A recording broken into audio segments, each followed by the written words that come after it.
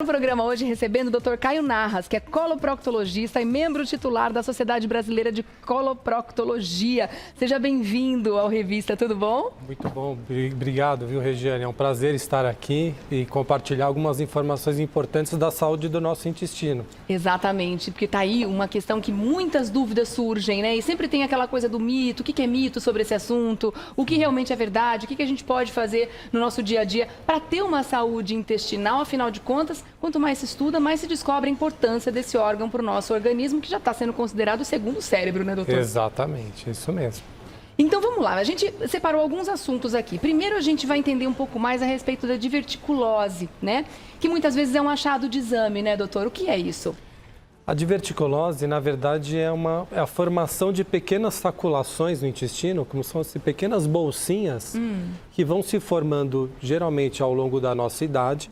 São pontos de fraqueza da parede do intestino. Tá. Isso vai surgindo porque o intestino, por uma série de fatores que a gente vai discutir depois, né? Aqui a gente tem uma figura mostrando esses divertículos, essas saculaçõezinhas se formando. Por uma série de fatores de dieta, vícios de dieta, erros alimentares, isso pode gerar um sistema de hiperpressão dentro do intestino. Tá. E essa pressão por um mau funcionamento, um consumo inadequado de alguns alimentos, isso pode gerar uma má movimentação desse intestino, faz uma câmara de hiperpressão.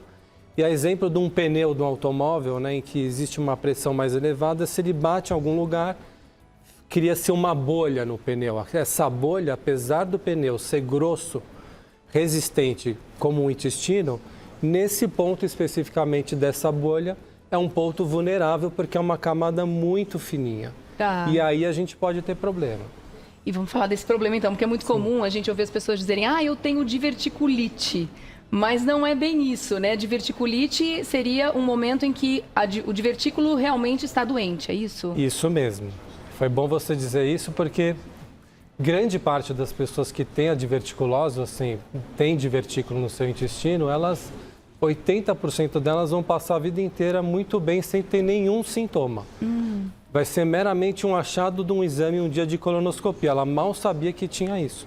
Só que tem 20% das pessoas que vão ter algum tipo de sintoma, desde sintomas mais leves, como dor, cólica, estufamento, uma digestão que não processa muito bem, lentificação do intestino e, eventualmente, quando um divertículo inflamar, aí sim a gente tem a diverticulite aguda, que também tem uma variedade de apresentação. Pode ser, às vezes, uma coisa simples, uma dor leve, geralmente é do lado esquerdo inferior do abdômen, né? Porque é justamente do lado esquerdo que ocorre 95% das crises de diverticulite. Tá. Né? Apesar da diverticulose poder estar presente em todo o intestino grosso, né? É uma doença do intestino grosso.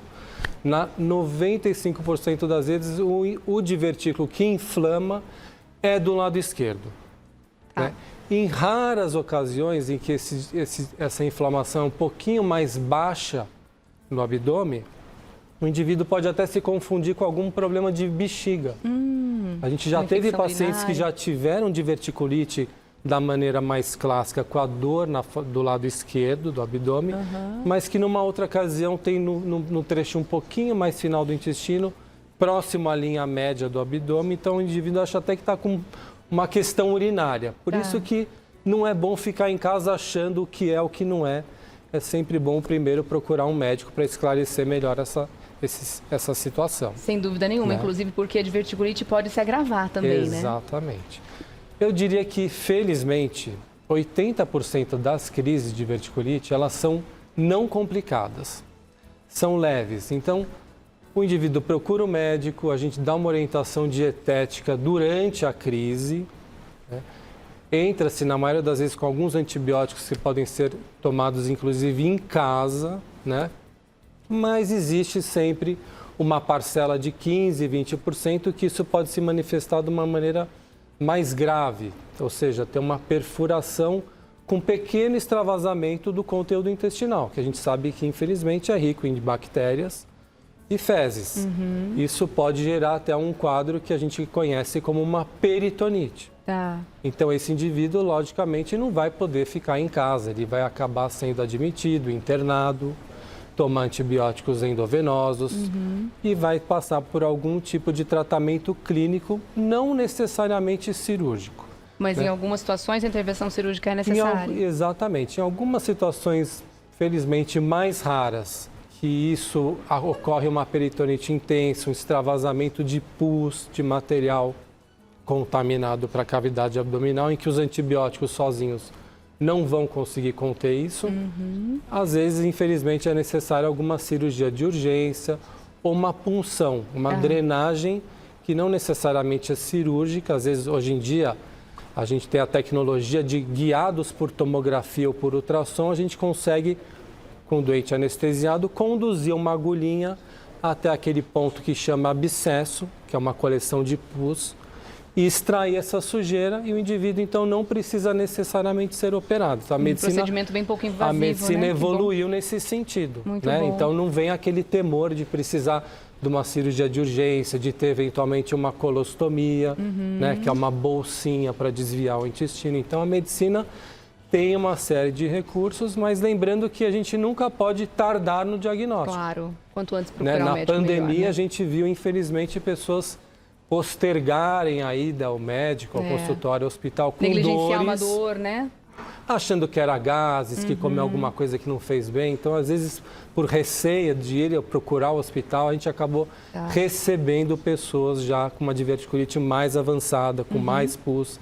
E isso, hoje em dia, a gente sabe que pode ser perfeitamente melhor conduzido quanto mais precoce a gente detectar essa situação. Tá certo. Deixa eu lembrar você que está em casa, que é claro que o nosso canal aqui de comunicação está abertíssimo para você mandar perguntas a respeito da saúde do intestino, seja sobre divertículo ou qualquer outro assunto, fique à vontade, tá bom? Então a gente pode dizer que o surgimento dos divertículos no intestino estão bastante relacionados com o envelhecimento do organismo de uma forma geral. Mas existem, mesmo com predisposição genética, coisas que a gente pode fazer para ter uma vida mais saudável e evitar o aparecimento deles. Quais são as principais causas do aparecimento, Exatamente, doutor? você tocou numa ótima questão. Existe a predisposição genética, né? Então, quando o pai e a mãe já têm uma tendência de diverticulose, é possível que você herde essa genética de ter com maior facilidade, às vezes com 30, 40 anos já tem divertículo. Mas o que a gente percebe, isso foram vários estudos que demonstraram, é que a mudança no padrão dietético que nós assumimos, que a gente chama de ocidentalização da dieta, ou seja... Que não foi para melhor, né? Não foi para melhor. A gente come menos fibra, menos vegetal, Mais industrializado. menos frutas. A nossa dieta tem mais gordura, principalmente uma gordura perigosa, que é a gordura da carne vermelha.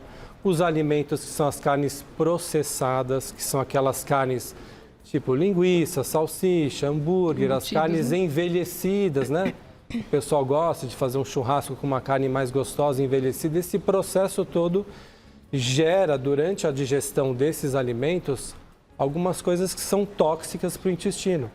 Tanto no que se diz a formação de divertículos, quanto doenças malignas. Né? Então, o sedentarismo, a obesidade e, mais uma vez, o tabagismo, né? O ato de fumar envelhece mais precocemente o nosso intestino também. A gente vê pessoas mais jovens, fumantes, já tendo divertículo como se fossem idosas. E tendo divertículos, elas correm o risco de um dia ter uma crise de diverticulite aguda. Porque vão conviver com isso por muito mais tempo, né? Exatamente. Mas qual é a idade mais comum para o aparecimento deles, doutor? Olha, a gente tem uma estatística que até os 40 anos de idade, menos de 20% das pessoas têm divertículos no seu intestino.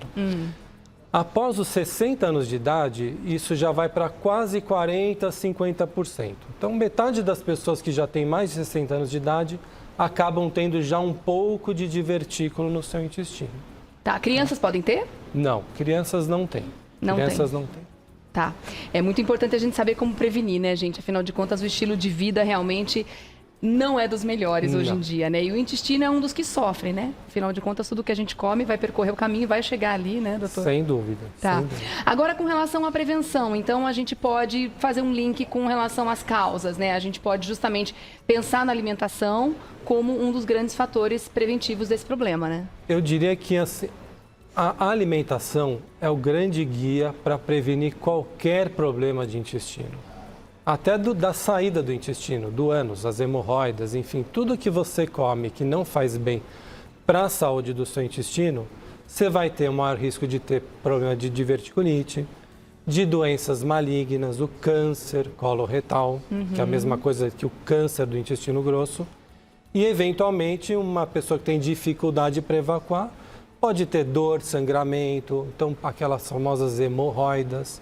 Então, tudo que a gente puder fazer para melhorar a saúde e o funcionamento do nosso intestino só vai poupar anos de tranquilidade para o nosso intestino. Inclusive, a pessoa que já é diagnosticada com divertículos tem a necessidade de fazer o intestino funcionar direitinho, né? Sim, sim. Quanto melhor funcionar o intestino, e foi bom você tocar nesse assunto, porque a diverticulite, classicamente, né? Todo mundo escuta algum amigo, algum parente falar que não pode comer semente, que não pode comer a casca, o caroço da uva, porque acreditava-se, né, leigamente, que algum carocinho, algum produto de algum alimento pudesse entrar naquele saquinho, aquela saculação da parede do intestino, e causar uma corrosão, perfurar, estourar, ficar parado, fermentar, e isso causaria uma pequena perfuração.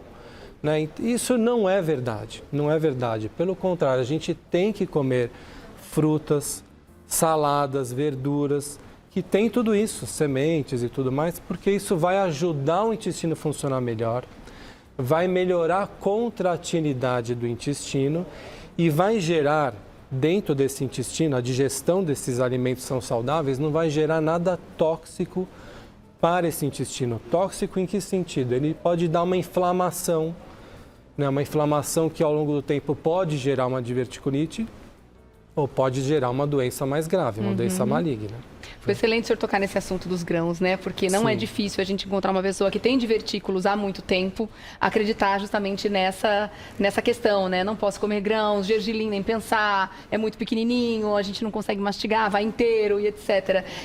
Eu imagino que isso, então, deve ser uma descoberta meio recente, né? É relativamente recente, né? Até hoje o pessoal acredita que não pode comer amendoim, a pipoca, o milho da pipoca. Na verdade, é que a pessoa que vem descrevendo esse padrão alimentar, ela já está comendo uma série de outras coisas naquele período, não só foi a pipoca, ele deixou de comer as coisas saudáveis do dia a dia. Então acabou comendo mais gordura, cheeseburger, hot dog, embutidos, né, salames, mortadelas, presuntos, que infelizmente fazem parte, né, do portfólio lá de dieta do brasileiro, né? Verdade.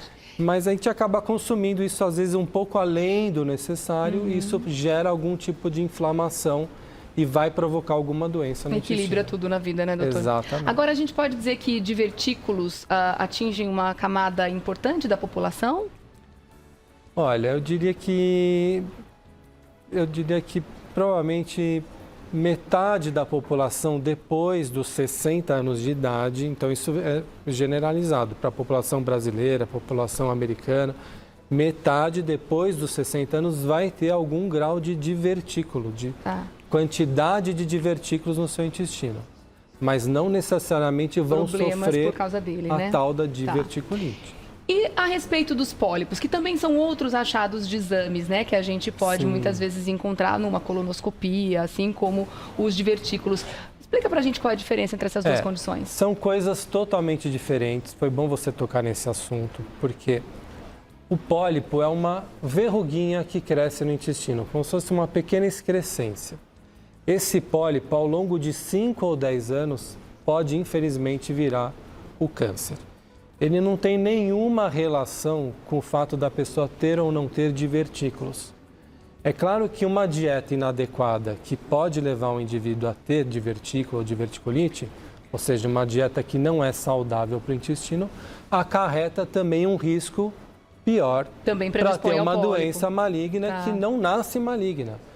Essa é a mensagem mais importante. O câncer do intestino grosso, ou câncer coloretal, que é a mesma coisa, ele é o segundo câncer mais comum no Brasil, tanto no homem quanto na mulher. Então, ele só perde para o câncer de mama e o de próstata. Nossa, olha só. Então, nos dois sexos, é o segundo tumor mais comum. E ele é o câncer mais fácil de se prevenir. Isso é muito importante, porque as pessoas não buscam um exame de prevenção, que é a colonoscopia, porque elas acreditam que, como o pai nunca teve câncer ou a mãe não teve câncer, não haveria necessidade de fazer esse exame. Isso é a maior mentira.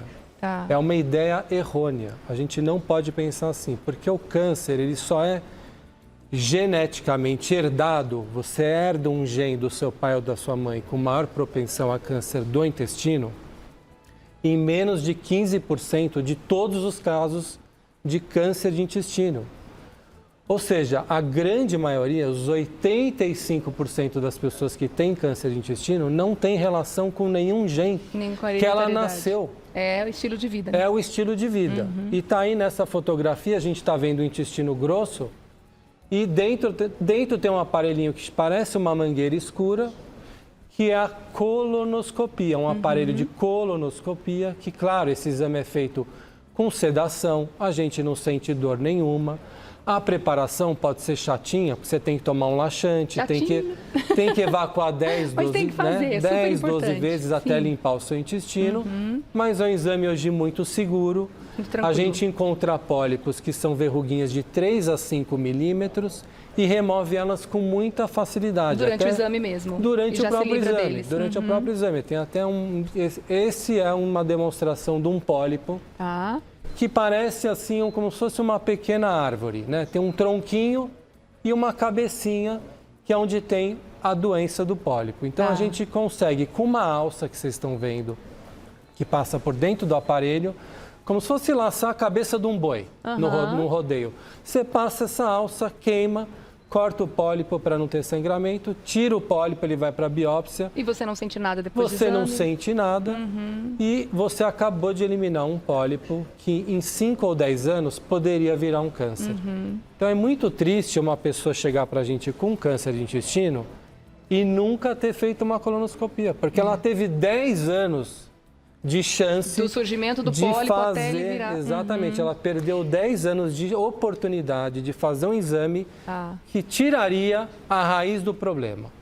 E evitaria todo esse sofrimento. Essa né, que é a doutor? grande tristeza. É verdade. Tá? Agora, a periodicidade do exame, né, da colonoscopia, com achados de pólipos, também vai variar muito de acordo com a quantidade de pólipos encontrados, o aspecto, o tamanho, tudo isso, né, doutor? Não existe uma regra, todo ano tem que fazer, se você tem um pai que teve, uma mãe que teve, tem que fazer a partir de não sei quantos anos, precisa avaliar caso a caso, né? Sim, mas como uma regra geral, na média, esse exame, ele sendo feito a cada 5 anos... Já está ótimo. Está muito bom. Tá. Né? Porque está provado que demora de 5 a 10 anos para um pólipo virar um tumor. Então, não se justifica ficar fazendo todo ano, a não ser Intervalo em tão situações mais particulares, como você comentou. Tá certo. Tá. Doutor, eu vou dar um recadinho e já venho, porque tem muita pergunta chegando para o Tá senhor joia. aqui, tá bom, doutor? Até já. Tá, já. Vamos lá, então tem muita gente preocupada com a saúde do intestino também em casa, doutor, e mandando perguntas aqui no nosso Instagram, tá? Primeiro, Vilanizas, é isso. Bom dia, doutor. E Rê, bom dia para você. Boa tarde já, né? O divertículo inflamado pode evoluir para um câncer no intestino? Não, isso não ocorre, não existe nenhuma relação de risco de diverticulite ou de a presença do divertículo com câncer. Isso pode ficar bem tranquilo que não existe nenhuma relação desse risco. Tá, pode ficar tranquilo. Então, a Márcia, que já ficou sua fã aqui, tá dizendo que você tem cara de ser muito gente boa. Adorei o comentário da Márcia. Ela disse o seguinte: qual é a normalidade do funcionamento do intestino com relação à defecação? Isso varia de pessoa para pessoa também? Varia de pessoa para pessoa, varia também com o sexo. A gente sabe que as mulheres é aceitável que se evacue a cada 3 dias. Não há uma regra, uma obrigatoriedade de evacuar todo dia. Tá. A gente leva em conta a periodicidade, ou seja, uma vez a cada 3 dias estaria adequado. E também a qualidade da evacuação. Se a pessoa tem uma evacuação, mesmo que uma vez por dia ou a cada 2 dias, mas que é uma evacuação muito difícil, faz muita força, dói o ânus, sangra, isso também não é um bom sinal. Então, a gente leva em consideração esses 2 critérios para conversar e orientar melhor o paciente. Tá certo. A Daiane quer saber o seguinte: bom dia, boa tarde já para você. Passou de meio-dia, né? Passou. A colonoscopia da minha mãe deu moléstia diverticular do cólon sigmoide. Seria a diverticulose que o doutor explicou no começo? É isso? É isso mesmo, é isso mesmo. A moléstia diverticular é sinônimo de diverticulose. Tá? E o sigmoide é o lado esquerdo do intestino. Que é onde mais acontece. Que é onde mais acontece a diverticulite. Mas, de novo, pode ser muito bem que a sua mãe passe a vida inteira com uma chance de 80% de não ter nenhum sintoma dessa doença. Tá. Então, resumindo, uma preocupação que quem tem o diagnóstico de diverticulose tem que ter não é ficar se preocupando se isso vai inflamar um dia, é se preocupar em ter uma vida saudável. É isso? É isso mesmo. Porque daí não só evita a diverticulite, quanto tantos outros problemas, né, doutor? Sem dúvida. Vários outros problemas. Né? Tá certo. A Lourdes quer saber o seguinte, os pólipos viram câncer? A gente já disse que sim, né? Já explicou. Ela quer saber sobre os sintomas. Aí que tá. O pólipo dificilmente dá o sintoma, porque o pólipo é uma estrutura de 3 milímetros, 5 milímetros, às vezes 1 centímetro. Não tem como isso dentro do tubo do intestino, tem mais ou menos esse calibre, isso não faz nem cosquinha para o intestino. As fezes passam livremente por ali, não vai obstruir, não vai dificultar a passagem das fezes. Um pólipo pequeno, ele não vai sangrar, então ele não vai dar nenhum sinal. Esse que é o importante. Se você não fizer a colonoscopia, você não sabe se existe pólipo ou não dentro de você. Tá. O dia que der algum sintoma, provavelmente a coisa já evoluiu um pouco. Já não é um bom sinal. Claro, não é para ficar desesperado, porque eventualmente a gente pode ter um sangramento de uma simples hemorroida, né? Mas não pode subestimar nem menosprezar esses sinais do organismo. A gente precisa procurar o médico. Não necessariamente fazer sempre uma colonoscopia, mas um médico, que é o coloproctologista, que é a nossa especialidade, é um médico que também tem no seu consultório ferramentas para examinar o que está no ânus, ao redor do ânus e dentro do ânus. Seja para um aparelhinho fininho, pequenininho, ou o toque retal, o toque com o próprio dedo, que a gente examina para ver se não tem nenhum pólipo lá perto da saída do intestino ou alguma doença mais grave. A gente tem que saber afastar a possibilidade de outra doença sendo camuflada por uma hemorroida. Tá. Porque nada impede que o indivíduo tenha hemorroida e tenha também uma outra doença lá dentro. Sim. Então a gente costuma pecar pelo excesso, fazer exames, colonoscopia. E mais um recado, para quem tem preguiça ou medo de fazer a colonoscopia, tem um exame muito mais simples, que as pessoas têm vergonha de fazer, que é um exame de fezes, que não dói nada, não precisa de anestesia, não precisa tomar picadinha na veia, só tem que evacuar, levar no laboratório, e esse exame de fezes chama pesquisa de sangue oculto. É como se fosse isso vai dar positivo ou negativo. Estando negativo, a chance de você ter um tumor ou um pólipo é muito baixa. Então, você pode ficar tranquilo e agendar sua colonoscopia depois com mais calma na sua idade certa. Tá. Mas quando ela vem positiva, não quer dizer que tem câncer, não é para apavorar. Mas é um sinal que pode existir um câncer ou alguma outra doença, ou geralmente um pólipo mais crescidinho. Então, esse é um sinal obrigatório que aí sim você não deve postergar a sua colonoscopia. Mas um não substitui o outro, né? Eles se complementam. Exatamente. Tá. Então, é muito mais barato, né? Se eu quisesse hoje fazer colonoscopia na população brasileira inteira, eu não conseguiria. Não dá, realmente. É um não exame tem complexo, médico, não né? tem aparelho, não tem horário, né? Não tem como pagar isso. Então, uma saída viável que a gente faz dentro da Universidade de São Paulo, que é onde eu trabalho, aqui perto da Avenida Paulista, vocês conhecem o Instituto do Câncer, né? Lá, infelizmente, só 10% dos cânceres de intestino chegam ainda precoces, porque existe um retardo no diagnóstico. Pessoas ficam anos e anos sendo tratadas de supostas hemorroidas. Tá. Não são submetidas a um exame de toque, ou esse exame da pesquisa do sangue oculto nas fezes. Então, se elas fizessem um exame como esse, barato, Super simples. que não dói, não precisa faltar no trabalho, não precisa de atestado, não precisa de nada, Grandes preparações também não já triaria quem realmente precisa fazer uma colonoscopia ou não. Né? A gente perde essa chance com um exame simples e barato. Exatamente. Tá? Tá aí uma grande dica, viu, doutor? Porque é justamente isso, a gente não sabe muitas vezes em que momento começar a procurar, né, o especialista, né, para ver esses problemas. E se num check-up normal que as pessoas costumam fazer, a colonoscopia é incluída ou não? A colonoscopia ela é incluída hoje em dia a partir dos 50 anos, em algumas populações a partir dos 45 anos de idade. Tá. Tá? Independente de qualquer sintoma. Mas a pessoa que tem um sintoma, um sangramento antes dessa idade, ela não vai esperar até os 45 anos. A gente vai antecipar, vai descartar se aquele sangramento, aquela dor é só uma manifestação do hemorroide, alguma outra doença simples, benigna, mas eventualmente vai fazer um exame de sangue oculto nas fezes ou a própria colonoscopia para não ter um susto de ter um câncer numa idade mais jovem, né? Infelizmente, até 5, 6 anos atrás, a recomendação de começar a fazer a prevenção através da colonoscopia era a partir dos 50 anos de idade. Nos últimos 5 anos, as recomendações da Sociedade Brasileira e 45. outras de coloproctologia já baixou para 45.